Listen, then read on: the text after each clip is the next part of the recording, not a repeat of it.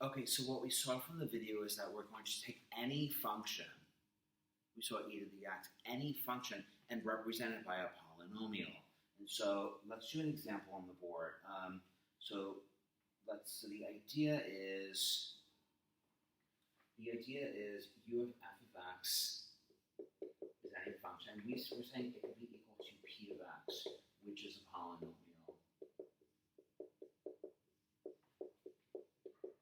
And let's do to the third power, to the four, let's do 4 terms. Okay, so the idea is we can represent the function as a polynomial. Now we have a couple conditions that must be met. First of all, we're going to let f of 0 equal to p of 0. And then what we're going to do is say the f derivative at 0 is equal to this polynomial's derivative at 0. I mean, that makes sense. If we're saying this function is equal to that function, they should be equal at 0, and their derivative should be equal at 0. That's it. So that's the idea of the Maclaurin series. Is that, as I said in the video, we are assuming that this polynomial can represent the function around 0. Not everywhere, but near 0, close enough. Okay, so let's just fool around with this. So let's see.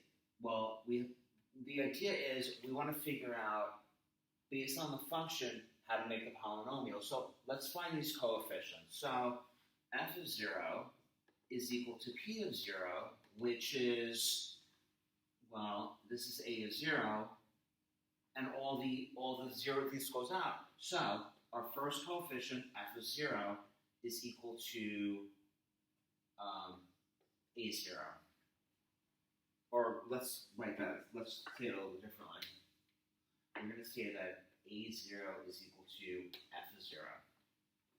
Nice. Now, the first derivative at 0 is equal to the first derivative. Well, first of all, let's figure out what this is. So the first derivative is equal to a1 plus 2a2 plus 3a3x squared plus 4a4x cubed. Okay. And so the derivative at 0 is equal to a1, because all these go out. So a1 is equal to f prime of 0. Let's move on. Now we want to know what a2 is. So let's take the second derivative. So we know that the second derivative of f should be equal to the second derivative of p at 0. So I need to figure out what the second derivative of p is. So the first thing I have to do is find the second derivative of the polynomial, which is, let's see, 2a2 plus 6a3x plus 12a4x squared. So p double, the second derivative of p at 0 is equal to 2a2, which we know is equal to the second derivative of 0. And so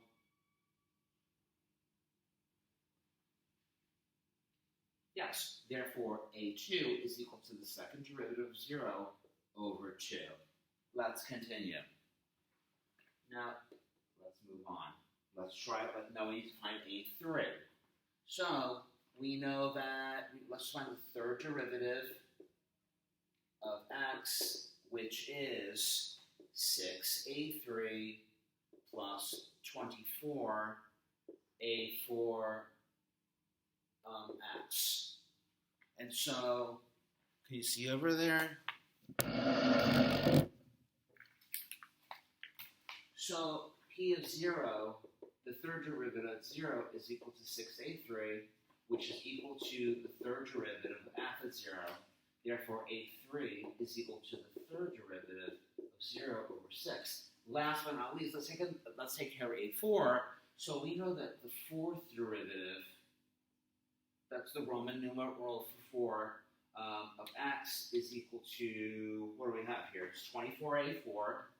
24a4, which is equal to the fourth derivative of f at 0. And so a4 is equal to f prime of 0 over 24. And so we get the general polynomial for any function.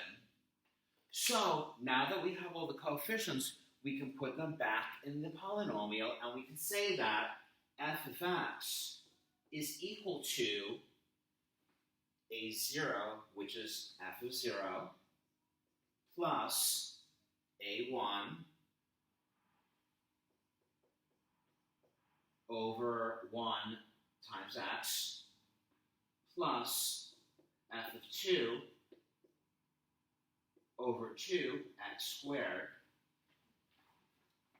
plus f, the third derivative is 0, divided by 6 x cubed, plus the fourth derivative at 0, divided by 24 x to the fourth, and so on and so forth. And some of you might say, hey, Mr. Eller, I see a pattern here.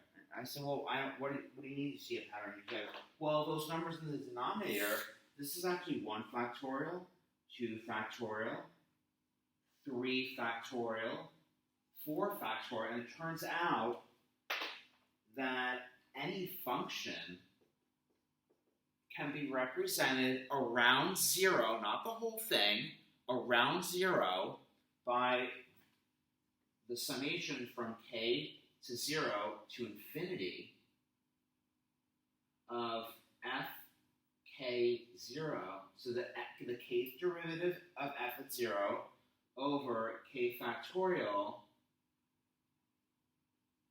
x to the k.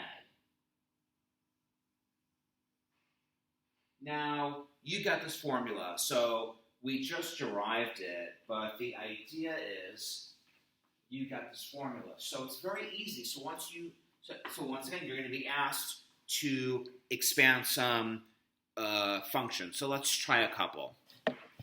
I have the rule here, and you have in the formula booklet. So it's basic. So the first thing I'm going to do is, this is f of x. I'm going to find some derivatives. So f prime of x is equal to 1 over x plus 1. The second derivative is negative 1 over x plus 1 squared, right? Because remember, x minus 1, just make it x minus 1 to the negative 1. Bring the negative 1 down, and then that becomes negative 2.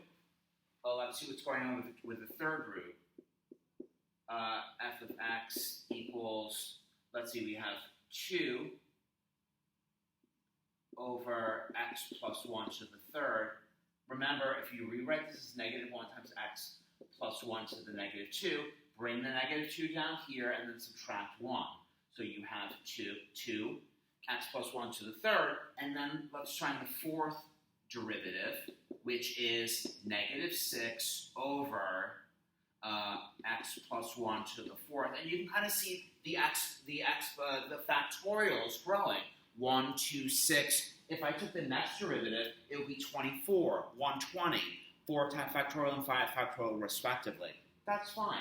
Okay, the next thing I want to do is find these at 0. So what's f of prime at 0? 1. The second derivative at 0, negative, let's see, negative, what do we have here?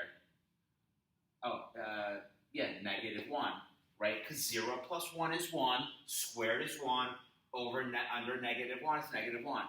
What's the third derivative at 0? Fine, 0 plus 1 is 3, 1 cubed is 1, 2 divided by 1 is 2. What's going on with the fourth? We have negative 6 divided by 1, negative 6. Well, we're done. That's kind of cool. The formula says that this is equal to f of 0. Oh, and what was f of 0? Well, that's ln of 1, which is 0, right? So it's 0 plus, let's see, what did the formula say? The first derivative over 1 factorial x, right? plus the second derivative at 0 over 2 factorial x squared plus what? The third derivative at 0 divided by 3 factorial times x cubed plus the fourth derivative at 0 divided by 4 factorial x to the fourth. Final answer, x minus x squared over 2 plus, what do we have here? Plus 2x, I'm sorry, so what is that? Let's see, that's 2 divided by 6 is x cubed over 3, right? And what's going on over here? Minus, what do you have, 24, so it's minus x over 4. And so we now have, once again, you're just plugging it into the formula, we now have been able to represent ln of x plus 1 as x minus x squared over 2 plus x cubed over 3 minus x to the fourth over 4. And you can see if you go to Desmos, and you make this, f of x, and you make this like g of x, you'll see that they kind of overlap each other at 0. I think, ln of n, and we know that ln of n plus 1, it kind of looks like this, right? And so this function is, like right around here, it goes over, but I think it's like over like that. Something like that. That's the idea. So, but around here, they represent each other. That's the point. Well, let's continue. So, as I said before, you get all these. You're getting all these. So, I want you to, once again, take notes like you're in some boring college class. Well, we did what should we do next? Let's do e to the x. Let's do e to the x together. That's easy. What's e to the x? Well, the first thing I want to do is find the derivatives. Well, I know what is any derivative of x? Well, that's e to the x. Therefore, what's any derivative at 0? Well, that's 1, right? So we're done. So f of x is equal to 1 plus the first derivative at 0 divided by 1 factorial times x plus the second derivative at 0 divided by 2 factorial plus the third derivative at 0 divided by 3 factorial plus the fourth derivative at 0 divided by 4 factorial, and so on and so forth. And you will see, once again, if you put e to the s in Desmos, and then you put this expansion in Desmos, you will see that around 0, they really closely map up with each other. Once again, I'm not saying that it's the same, but the idea is they get really close, and the more terms you expand, the further out you can go, the more the curve matches each other. So the idea is that theoretically, at infinity, it is e to the x. Someone wrote in their exploration, we can say that e to the x is equal to the infinite of, what do we have here? We have k squared. No, I apologize. It's x squared over x to the k over k factorial. Someone made a mistake on their exploration. This is golden. If you take statistics classes, probably stats classes, this is going to be really helping you a lot. It's going to help you a lot in your statistics classes. It's going to help you in your complex analysis classes for those of you who want to be engineers. Let's do a cosine. What do we do next? Yeah, let's try what do you want to do? Let's do cosine. Once again, you're getting all this. Either take notes. I would take it just to understand this, because you're going to be asked to do this. I would just take notes. Let's try cosine. Okay, well, let's start taking the derivatives. So the first derivative of x equals negative sine of x. So the first derivative at 0 is 0. What's the second derivative? It's negative cosine of x. So what's the second derivative of 0? Negative 1. What's the third derivative? This is sine. Takes us back. Remember, we're just going in circles. What's the third derivative at 0? 0. What's the fourth derivative? I'm sorry, I'm being a little sloppy here. What's the fourth derivative of x? This is cosine of x, and therefore the fourth derivative of 0 is 1. And we're done. So, what's once again? Okay, so what's f of 0? I keep forgetting that first one. That's 1, right? So we're done. So cosine of x is equal to f of 0. Once again, go back to the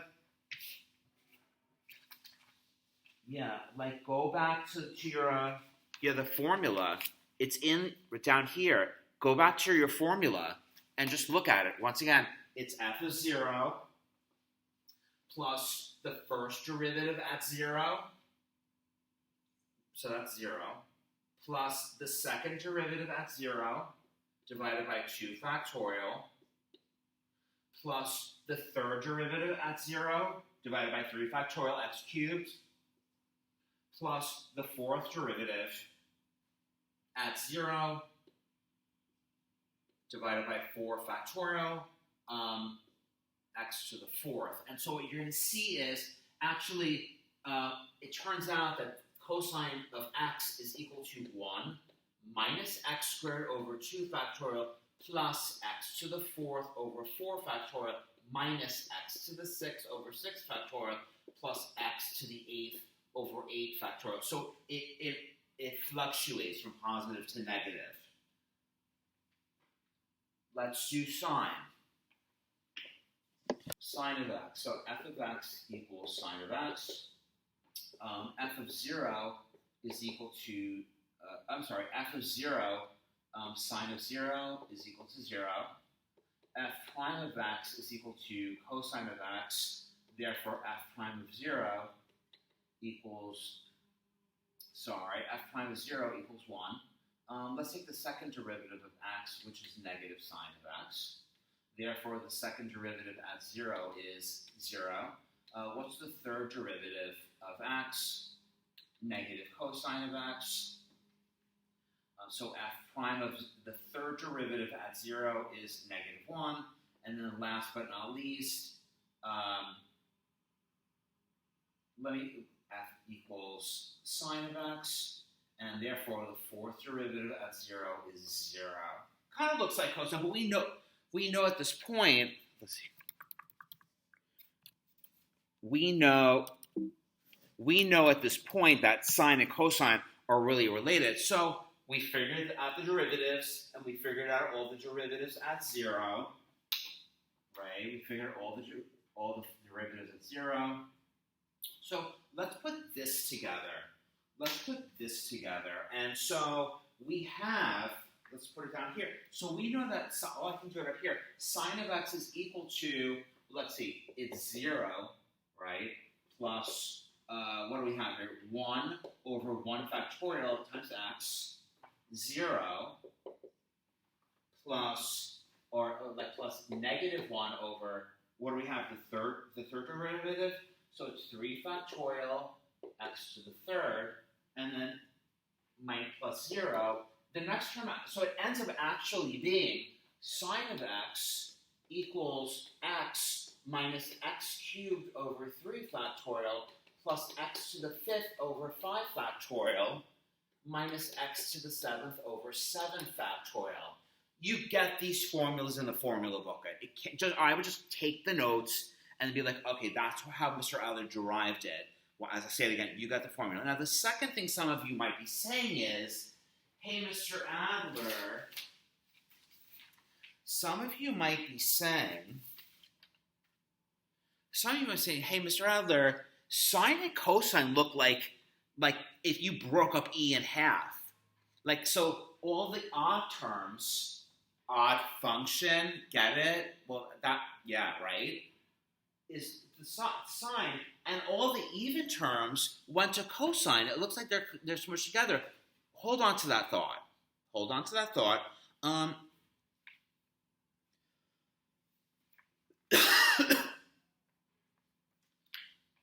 Hold off on that thought. So what I want to do is I want to talk. So we have all the expansions. So let's do a little arithmetic with the expansions. So the question is, how are you doing for time? I'm gonna put a new video up.